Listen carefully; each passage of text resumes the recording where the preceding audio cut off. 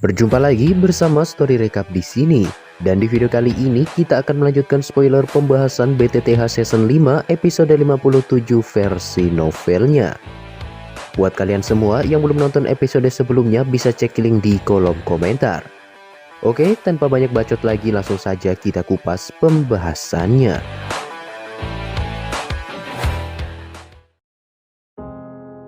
Setelah sebelumnya, Xiaoyan berhasil mengalahkan Gu He dalam 10 serangan, Yun San yang awalnya dipenuhi rasa percaya diri pun kini mulai bertindak dan memerintahkan seluruh anggota Sekte Yunlan untuk menghabisi mereka semua.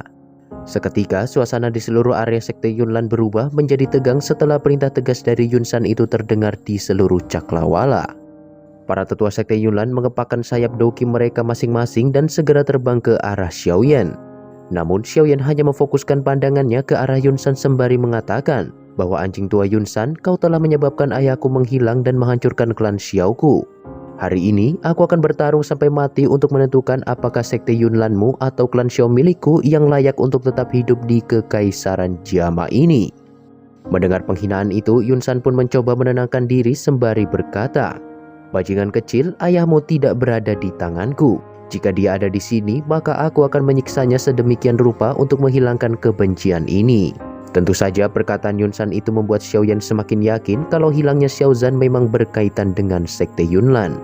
Xiaoyan kemudian menatap Yunzi yang masih berada di bawah panggung dan mengatakan, "Apakah sekarang kamu mengerti? Semua yang terjadi kala itu memang sepenuhnya direncanakan oleh Yun San." Perkataan itu membuat wajah cantik Yunzi menjadi pucat. Selama ini dia menganggap bahwa masalah yang menimpa klan Xiao hanyalah kesalahpahaman belaka. Namun setelah mendengar kata-kata Yun San sebelumnya, Yunzi pun benar-benar merasa terpukul dan berkata, "Guru, aku tak menyangka kau tega melakukan hal keji semacam itu." Yunzi seketika tersenyum sedih dan tak menyangka sosok guru yang dia hormati selama ini ternyata memiliki hati yang busuk. Meski jarak mereka cukup jauh, Xiaoyan dapat melihat dengan jelas kondisi yang dialami Yunzi saat ini. Meskipun begitu, Xiaoyan mencoba menahan perasaannya dan mengalihkan pandangannya ke arah Yun San. Dia lantas mengatakan, "Jika ayahku tidak ada di sini, bukankah itu berarti dia seharusnya berada di tangan aula jiwa?" Perkataan Xiaoyan ini tentu membuat Yun San sangat terkejut dan tak menyangka Xiaoyan benar-benar mengetahui keberadaan aula jiwa. Dengan suara yang dalam, Yun San lantas berkata, "Sepertinya sosok jiwa yang bersembunyi di dalam tubuhmu itulah yang telah memberitahumu masalah terkait aula jiwa." Dikarenakan Yun San juga telah mengetahui rahasia mereka, maka Xiaoyan harus lebih berhati-hati ke depannya.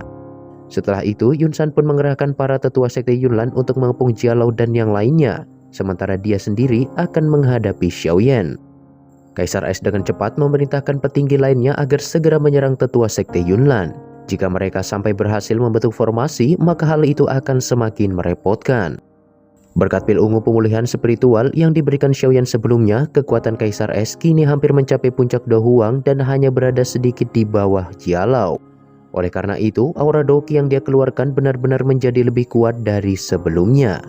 Tentu saja setelah pergerakan yang dibuat Kaisar Es itu, Jialau, Fama dan juga tetua lainnya pun langsung ikut menyerang. Dua barisan tempur ini seketika bertabrakan di langit hingga menyebabkan ledakan doki yang sangat dahsyat, layaknya badai guntur yang bergema di Cakrawala. Nah, setelah pertempuran besar itu dimulai, Yun San kemudian mulai bergerak secara perlahan ke arah Xiaoyan. Sebelum pertarungan itu dimulai, Yun San memerintahkan beberapa murid untuk menjaga Yunzi sembari mengatakan, "Setelah aku membunuh bajingan ini, maka aku akan memberikan pelajaran padamu." Langkah kaki Yun San terus memijak udara kosong di langit dan akhirnya sampai tepat di hadapan Xiaoyan. Keduanya pun saling bertatap-tatapan hingga menyebarkan aura membunuh yang begitu kuat. Yun San kemudian melambaikan lengan bajunya sembari mengerahkan dauki berwarna hijau tua yang sekilas terlihat seperti teratai api hijau milik Xiaoyan. Dikarenakan dauki yang dipancarkan Yun San terlalu kuat, Xiaoyan pun menunjukkan kesungguhannya dan mengakui bahwa seorang elit Daozong memang tidak bisa diremehkan. Yun San lantas tertawa dan secara perlahan mengangkat tangannya ke arah Xiaoyan. Dari kejauhan terlihat sebuah energi mulai terbentuk layaknya bola meriam yang siap ditembakkan. Merasakan dauki di tubuh Yun San semakin kuat, Xiaoyan lalu membentuk beberapa segel tangan dan akhirnya mengaktifkan teknik perubahan api surgawi. Dengan ini, kekuatan Xiaoyan telah melonjak beberapa tingkat dan setara dengan bintang 5 Do Huang. Meskipun kau memiliki begitu banyak taktik, tetapi hari ini aku akan menunjukkan padamu kekuatan sejati dari seorang elit Daozong. ucap Yunsan sembari memadatkan Douki di telapak tangannya. Mendengar kata-kata Yunsan yang begitu percaya diri, Xiaoyan kemudian melepaskan Douki hijau giok miliknya hingga menutupi seluruh bagian dari tubuhnya. Teknik peningkatan ini terakhir kali Xiaoyan gunakan saat menghadapi Lin Xiuya dan juga Liu Qing di Akademi Jianan kala itu. Setelah berhasil menggabungkan dua api surgawi, tentu saja kekuatan yang dihasilkan teknik ini akan jauh lebih kuat dari sebelumnya. Bahkan saat ini, kekuatan yang terpancar dari tubuh Xiaoyan sudah lebih dari cukup untuk bersaing dengan seorang puncak Do Huang. Sesaat kemudian, Xiaoyan pun mengeluarkan pedang hitam miliknya dan langsung bergerak dengan teknik langkah 3000 petir untuk menyerang Yunsan. Namun tepat ketika pedang hitam itu akan menyentuhnya, Yunsan dengan cepat menangkis serangan tersebut hingga menyebabkan benturan yang begitu keras. Meski sudah berada di tingkat Douzong, tetapi Yunsan masih merasakan getaran di lengannya saat menahan serangan itu. Dia lantas tertawa dingin sembari mengatakan bahwa kecepatanmu itu memang mengerikan. Tetapi semua itu hanya berguna saat melawan Do Huang dan tidak akan berlaku di hadapan seorang Douzong sepertiku. Xiaoyan hanya bersikap acuh tak acuh melihat pria tua yang sombong itu. Dia kemudian mengaktifkan sebuah segel tangan dan akhirnya setelah sekian lama Xiaoyan kembali menggunakan sepasang sayap ungu yang diajarkan Yalau kala itu. Hal ini Xiaoyan lakukan bukan tanpa alasan. Dengan menyatukan sayap Douki hijau dan teknik terbang ini, maka kecepatan yang dihasilkan akan berlipat ganda dan secara alami melebihi sayap Douki pada umumnya. Satu-satunya kelemahan dari penggabungan ini adalah mengkonsumsi Douki lebih banyak dari biasanya. Dengan adanya sayap gabungan serta langkah 3000 petir, maka kecepatan Xiaoyan saat ini bukan lagi sesuatu yang bisa diremehkan oleh Yunsan sekalipun. Setelah merasakan tubuhnya menjadi lebih ringan, Xiaoyan pun seketika menghilang dan muncul secara tiba-tiba tepat di atas kepala Yunsan. Xiaoyan memegang erat pedang hitam di tangannya dan melepaskan teknik pembelah gunung ke arah Yunsan. Namun sayang, meski kecepatannya telah meningkat, tetapi kekuatan Xiaoyan saat ini masih kurang jika ingin melukai Yunsan. Dengan cepat Yunsan kemudian mengepalkan tinjunya dan berhasil menahan serangan dadakan yang dilancarkan Xiaoyan itu. Jika kekuatan Xiaoyan tidak cukup besar, serangan ini kemungkinan bisa menghempaskan pedang hitam tersebut dari tangannya. Meskipun seluruh tubuhnya bergetar, Xiaoyan tidak mundur sedikit pun. Dengan bantuan dari sayap ungu di punggungnya, Xiaoyan berhasil melesat ke sisi Yunsan dan langsung melancarkan tinju peledak oktan tepat ke dada Yunsan. Namun sebagai seorang Douzong, Yunsan jelas memiliki refleks yang luar biasa cepat. Dalam waktu yang singkat itu, dia berhasil membentuk perisai Douki dan menahan tinju Xiaoyan secara langsung. Akan tetapi, hal tak terduga terjadi di mana sebuah kekuatan tersembunyi seketika mengalir deras dari tinju Xiaoyan. Pukulan itu akhirnya berhasil menghancurkan pertahanan Yunsan dan meledak di dada Yunsan layaknya sebuah bom. Ekspresi Yunsan berangsur-angsur menjadi dingin dan serius setelah menerima kekuatan tersembunyi yang dikerahkan Xiaoyan barusan. Dengan penuh amarah, dia lantas berkata, "Bagus sekali. Kau adalah orang pertama yang berhasil meninggalkan bekas tinju di tubuhku setelah aku mencapai ranah Douzong. Karena kau mampu mencapai tahap ini, maka aku akan mengerahkan seluruh kemampuanku." Setelah mengatakan itu, niat membunuh yang begitu kuat terus terpancar dari tubuh Yunsan. Tekanan ini bahkan sampai menekan aliran Douki yang ada di tubuh Xiaoyan. Saking kuatnya, semua orang yang sedang berperang pun mengalihkan pandangan mereka sejenak dan langsung mengamati situasi di lokasi pertempuran Xiaoyan. Tetapi para ahli yang menyaksikan aura menakutkan itu juga dapat melihat dengan jelas bahwa ada sebuah bekas tinju yang membekas di dada Yunsan. Seketika hal itu membuat semua orang tercengang dan tak menyangka Xiaoyan benar-benar mampu melukai Yunsan dengan kekuatannya sendiri. Kaisar Es yang tengah berhadapan dengan salah satu Do Huang Sekte Yunlan pun berhasil memukulnya mundur dan langsung menatap ke arah Xiaoyan. Dia kemudian mengatakan bahwa sepertinya Xiaoyan berhasil membuat orang tua itu mengalami sedikit kerugian. Tampaknya hal itu memaksa Yunsan untuk mengerahkan kekuatan sejatinya. Namun karena lawan yang dihadapinya saat ini juga seorang Do Huang sejati, Kaisar Es pun tak bisa membantu Xiaoyan. Dia berharap Xiaoyan mampu bertahan lebih lama lagi sampai mereka berhasil mengalahkan para tetua Sekte Yunlan. Dari tekanan yang dipancarkan Yunsan, Xiaoyan dapat merasakan kalau kekuatannya sebanding dengan Ratu Medusa. Oleh karena itu, lawan yang dia hadapi kali ini akan menjadi orang terkuat yang pernah ditemui Xiaoyan. Kemenangan dan kekalahan kali ini adalah sesuatu yang tidak bisa dia kendalikan. Xiaoyan lantas melapisi seluruh tubuhnya dengan api hijau giok dan berhasil mengurangi aura tekanan dari Yunsan hingga mencapai titik terlemah. Api surgawi itu membuat Yunsan cukup terkejut karena sepertinya api itu berbeda dengan sebelumnya. Tetapi perbedaan itu tak berpengaruh di mata Yunsan. Dalam sekejap dia menunjukkan kecepatan Douzong dan muncul di hadapan Xiaoyan. Meskipun Xiaoyan mencoba menyerangnya sekuat tenaga dengan pedang hitam, tetapi Yunsan dengan mudahnya menepis serangan tersebut dan langsung menyerang tepat ke arah jantung Xiaoyan. Sepertinya jika serangan ini sampai mengenainya, maka bisa dipastikan Xiaoyan akan menerima luka fatal, bahkan bisa mati di tempat. Beruntung pengalaman Xiaoyan dalam pertempuran jarak dekat sangatlah hebat. Dia segera memukul lengan Yunsan dan berhasil membelokkan arah serangannya. Tetapi Yunsan tidak panik sedikit pun. Mereka berdua bertukar lebih dari 10 serangan layaknya kilat dalam sepersekian detik. Cedera yang cukup serius akan terjadi jika salah satu dari mereka bertindak ceroboh. Namun secara keseluruhan terlihat jelas bahwa Yunsan lebih mendominasi jika dibandingkan dengan Xiaoyan. Kedua tinju sekali lagi saling membentur dengan begitu keras. Arus Douki yang sangat kuat akhirnya menyebabkan Xiaoyan mundur secara perlahan. Jejak darah terlihat jelas di bibir Xiaoyan setelah menerima benturan tersebut. Meskipun kekuatannya masih di bawah Yunsan, tetapi Xiaoyan tidak gentar sama sekali.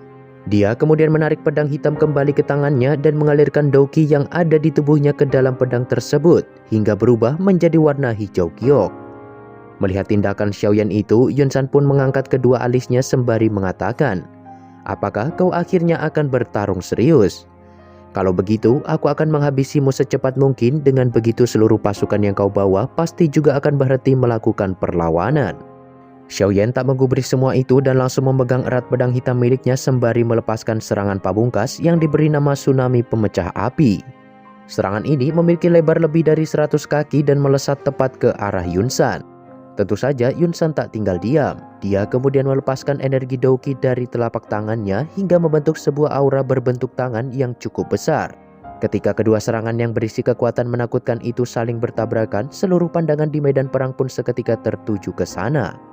Ledakan yang merusak telinga segera bergema di langit seperti guntur, hingga menyebabkan mereka merasa tuli sejenak. Saat ledakan Douki itu menutupi sebagian area pertempuran, Xiaoyan tidak melewatkan kesempatan itu sedikit pun dan langsung muncul secara tiba-tiba di hadapan Yunsan. Berkat kemunculannya yang tak terduga itu, Xiaoyan berhasil menghantam tepat di wajah Yunsan dan memaksanya mundur. Namun di situ sebuah aura api sedingin es tiba-tiba muncul dari arah punggung Yunsan. Terlihat di sana muncul sosok lelaki dengan tubuh yang terlihat seperti ilusi. Hal itu membuat Yunsan terkejut dan berkata, apakah sosok ini adalah jiwa yang selama ini bersemayam di tubuh Xiaoyan? Pikiran ini baru terlintas di dalam hatinya ketika serangan itu dengan kuat menghantam punggungnya. Seteguk darah segar pun seketika Yunsan muntahkan tepat di hadapan semua orang. Setelah menerima pukulan berat itu, Yunsan dengan cepat terjatuh dari langit.